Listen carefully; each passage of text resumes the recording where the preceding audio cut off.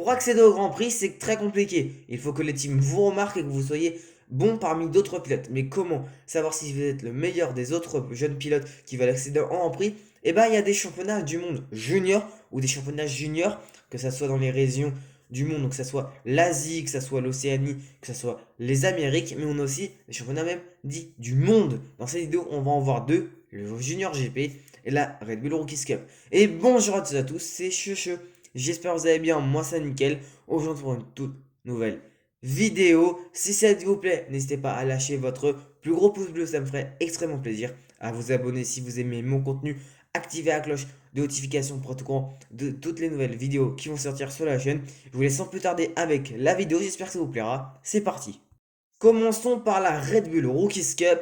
Et comme vous le voyez dans le nom, et c'est principalement sponsorisé par Red Bull. Et quand on parle de Red Bull en moto, évidemment, on va aussi parler de KTM. Car dans ce championnat, il y a uniquement des KTM. Alors, pourquoi? Je pense qu'au moins déjà un championnat où tout le monde a la même moto, c'est très intelligent. Parce que si vous avez la même moto, ça sera seulement au talent, donc au talent de pilotage, au rythme et tout. Et donc on va plus vous distinguer par rapport à d'autres que, imaginons, on a une KTM et on a une Honda. Si la Honda marche moins bien, voilà, c'est plus difficile pour un pilote de se remarquer par rapport au pilote KTM. Et donc, c'est des motos qui en plus se rapprochent vraiment beaucoup des Moto 3. D'ailleurs, la première apparition de ce championnat junior était en 2007. C'est assez jeune évidemment comme championnat. Et le vainqueur de cette première saison, donc en 2007 de la Red Bull Rookies Cup, c'était un certain Johan Zarco, notre vainqueur de Grand Prix MotoGP. Franchement, il avait réussi à remporter cette première édition. Puis, quelques années plus tard, en 2023, il remporta son premier Grand Prix en MotoGP. On a vu du beau monde quand même passer maintenant qu'ils sont en Grand Prix par cette Red Bull Rookies Cup. Je pense au néerlandais Boben Schneider, donc, qui est passé par cette Red Bull Rookies Cup. Je pense à José Antonio Rueda, champion de la Red Bull Rookies Cup l'an passé en Moto 3, mais aussi du Junior GP. On reverra ça, on en parlera juste après. Du Junior GP, Pedro Acosta est passé, David Alonso, David Munoz et Ivan Ortola sont aussi passés par là, même Holgado. Donc c'est un très beau championnat et franchement, au Mans en plus, il est passé cette année ce championnat pendant le Grand Prix de France Moto. Et franchement, il y avait des belles batailles. Dès, je crois, il était 8h, 7h du matin à peu près. Franchement, c'était de très très belles batailles. Et on va directement voir la line-up donc de 26 pilotes pour cette saison 2023 de Red Bull Rookies Cup.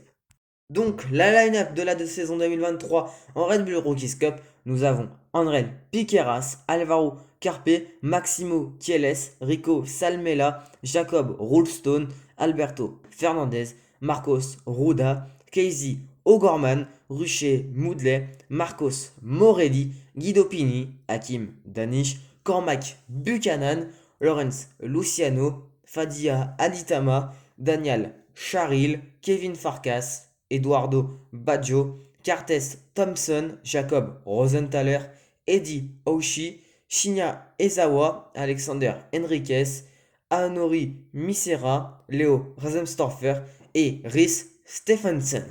La Red Bull Rookies Cup, elle passe dans pas moins de 7 courses, donc 7 grands prix en MotoGP, Moto2, Moto3, vous m'avez compris. Il passe au Portugal à Portimao, en Espagne à Jerez de la Frontera, en France donc au Mans, en Italie au Mugello, aux Pays-Bas à Assen, en Autriche au Red Bull Ring. Bon, logique, hein, franchement, Red Bull Ring, c'est aussi un circuit où il y a KTM, donc Red Bull Rookies Cup avec des KTM, c'est logique. Et Saint-Marin sur le circuit de Misano, le World Circuit Marco Simoncelli. On va passer au Junior GP.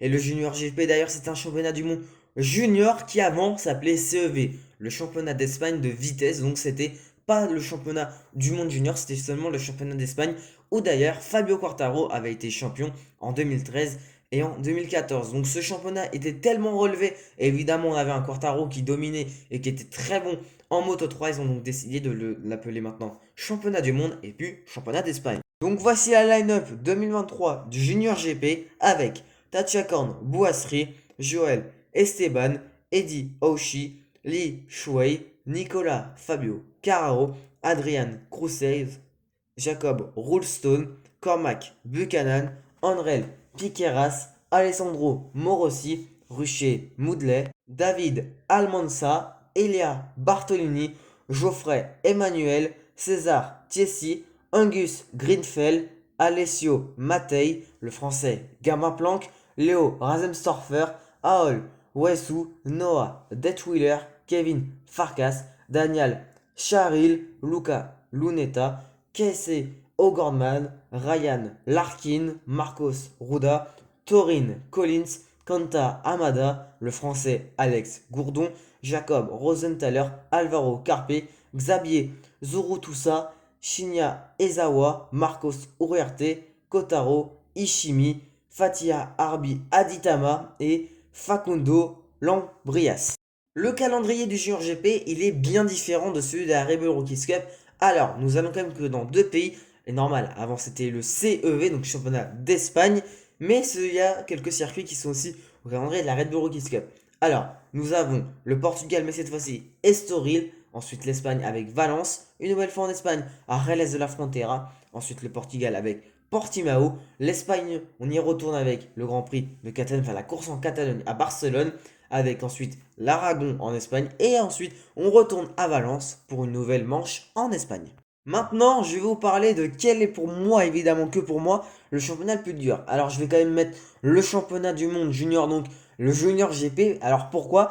Parce que déjà, on n'a pas les mêmes motos. Alors, peut-être que pour vous, ne pas avoir les mêmes motos, c'est plus facile. Mais pour moi, c'est vraiment plus difficile pour un pilote de ne pas avoir la même moto que ses autres concurrents. Parce que, imaginons, un pilote a une Honda qui est vraiment très peu performante en junior GP. Évidemment, c'est un exemple. Et les KTM sont au-dessus, bah peut-être que il va être derrière et que ça va dire aux équipes, bah lui il est peut-être pas non plus excellent et donc on va pas le prendre en Moto 3 alors que en Red Bull Rookies Cup déjà on a quand même la sécurité de KTM donc qui peut vous remarquer, la Red Bull et compagnie, donc c'est des sponsors et tout, et puis KTM a beaucoup de motos en Moto 3, alors certes au Junior GP on a par exemple Aspar qui est aussi en Moto 3, il y a aussi le team MSI qui est en Moto 3 et qui l'an prochain sera en Moto 2. Mais voilà, c'est quand même un championnat qui pour moi vraiment est plus relevé que la Red Bull Rookies Cup. Dites-moi d'ailleurs en commentaire pour vous quel est le championnat le plus relevé des deux.